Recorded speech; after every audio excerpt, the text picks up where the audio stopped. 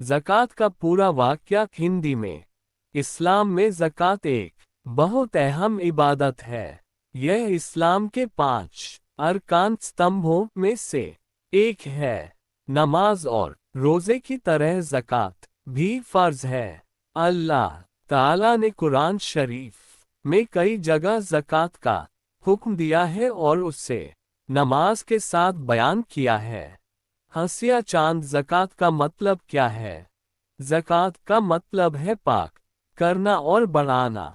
जब कोई मुसलमान अपने माल में से गरीबों और ज़रूरतमंदों को अल्लाह की राह में हिस्सा देता है तो उसका माल भी पाक हो जाता है और उसमें बरकत भी होती है। ओपन बुक एक मशहूर वाक़या हजरत मोहम्मद के ज़माने का एक वाक़या है।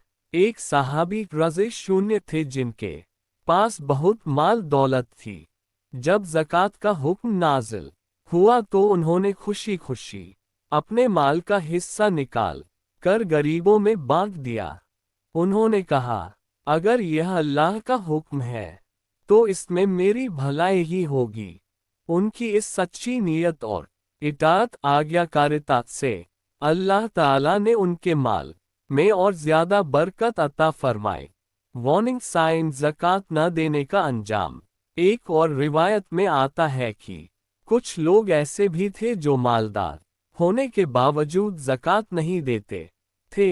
उनके बारे में कुरान शरीफ में सख्त चेतावनी आई है कि जो लोग सोना चांदी जमा करके रखते हैं और अल्लाह की राह में खर्च नहीं करते, उनके लिए दर्दनाक अज़ाब है।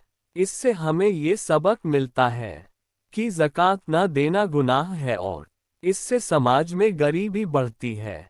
ज़कात देने के फ़ायदे: माल में बरकत होती है, दिल में रहमत और नरमी पैदा होती है, गरीबों की मदद होती है, समाज में बराबरी और भाईचारा बढ़ता है, क़यामत के दिन निजात का ज़रिया बनती है।